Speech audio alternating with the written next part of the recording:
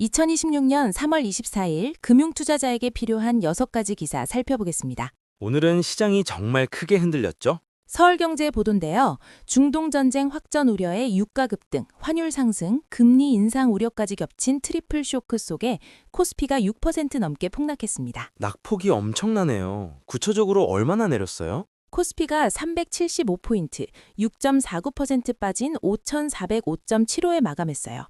장중에는 5,400선이 무너지기도 했고요. 환율은요? 원달러 환율이 1,517원 30전까지 올랐어요. 전쟁 발발 전인 지난달 26일 1,432원이었으니까 약 6% 급등한 거예요. 유가도 100달러 넘었죠? 맞아요. 서부 텍사스산 원유가 배럴당 100.39달러를 기록했어요. 100달러 돌파는 상징적인 수준이라 시장 충격이 더 컸죠. 외국인 매도 규모도 엄청났다고요? 이날 하루 외국인이 3조 6,985억 원 순매도했고요. 기관은 3조 8,170억 원으로 역대 최대 규모였어요. 외국인은 이달 들어서만 20조 2,784억 원어치를 순매도한 거예요. 반면 개인은 버텼군요. 그렇죠. 개인이 7조 31억 원 순매수해서 역대 최대 기록을 세웠어요.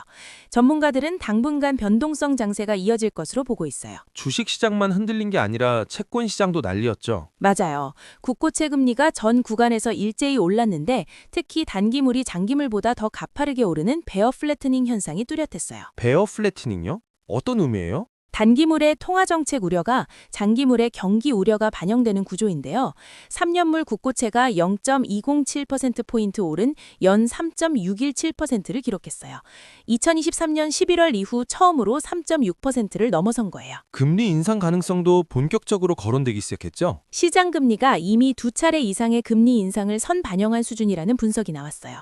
한국의 순 연료 수입이 국내 총 생산의 6.5% 수준으로 일본 3.1%, 대만 4.2%보다 높아서 유가 충격을 더 크게 받는 구조이기도 하고요. 하는 총재 인사도 영향을 줬다고요? 이재명 대통령이 신현송 국제결제은행 통화경제국장을 차기 총재로 지명했는데요. 과잉 유동성과 거시건전성을 강조해온 인물이라 시장에서 금리 인하 기대를 사실상 지우는 신호로 받아들였어요. 그러면 금이라도 사야겠다 싶었는데 금값도 폭락했죠? 그게 이번 장세의 가장 충격적인 대목인데요. 전쟁이 나면 금값이 오른다는 통념이 완전히 깨졌어요. KRX 금시장에서 금 1g 가격이 7.86% 급락한 20만 8,530원을 기록했어요. 왜 전쟁 중에 금이 떨어지는 거예요? 달러 강세와 금리 인하 기대 후퇴가 핵심이에요. 금은 이자가 없는 자산이라 실질 금리가 오르면 투자 매력이 떨어지거든요.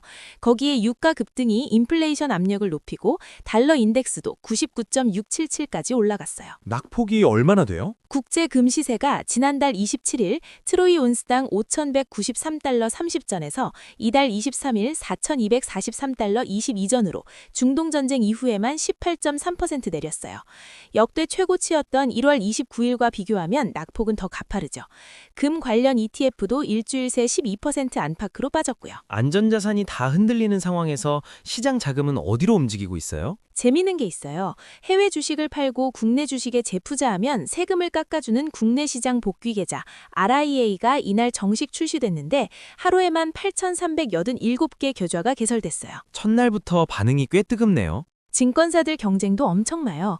메리츠증권은 총 1억 원 상당의 골드바 추첨 행사를 내걸고 한국투자증권은 타사에서 해외 주식을 옮겨오면 최대 10만 원 혜택을 줘요.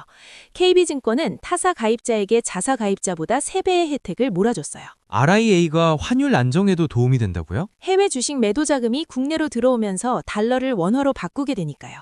계좌당 평균 입고 금액이 1억 원 선이고 국내 주식을 1년 이상 보유해야 해서 자금 로긴 효과도 기대돼요. 그런데 이렇게 시장이 흔들리면 국가 신용도 지표도 나빠지겠네요. 그렇죠. 한국의 신용 부도 스와프 프리미엄이 이날 전 거래일보다 3.6bp 오른 33.5bp로 마감했어요. 하루 새 11% 넘게 오른 거고요. 지난달 말 대비로는 36.2%나 급등했어요. 이게 전쟁 당사국보다 더 많이 오른 거죠? 맞아요.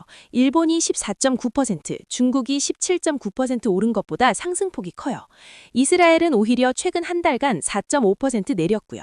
한국이 호르무즈 해협 원유 의존도가 높고 수출주도 제조업 구조라 충격을 더 크게 받는 거예요. 금융시장 전반이 다 흔들리는 상황인데 사모펀드 쪽은 어때요? 불확실성이 커질수록 검증된 자산을 선호하는 경향이 강해지는데요.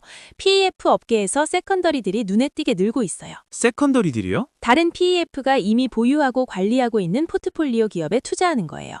H 프라이비트 에쿼티가 뮤테크 코리아 지분 20%를 150억 원에, UCK 파트너스가 해농 지분 49.9%를 350억 원에 인수한 게 최근 사례예요. 왜 세컨더리 딜이 늘어나는 거예요? 신규 우량 매물이 줄어들었기 때문이에요. 국내 PEF 시장이 도입된 지 20년이 지나면서 알짜 매물들은 이미 상당수 거래됐거든요. 기존 PEF가 재무 구조를 개선하고 사업 효율화를 거친 만큼 트제 실패 확률이 낮다는 것도 장점이고요. 미소진 약정금 소진 압박도 있겠군요. 맞아요. 드라이 파우더 소진 압박을 받는 운용사들이 세컨더리 딜을 현실적인 대안으로 적극 활용하는 구도예요. 유 모멘트 같은 경우는 UCK 파트너스가 2019년에 매각했다가 7년 만에 2,100억 원에 재인수한 사례도 나왔어요. 검증된 자산이라는 게 결국 가장 확실한 리스크 관리인 셈이네요. 지금까지 서울경제, 중동전쟁발 금융시장 충격과 투자 동향이었습니다. 경제용이었습니다.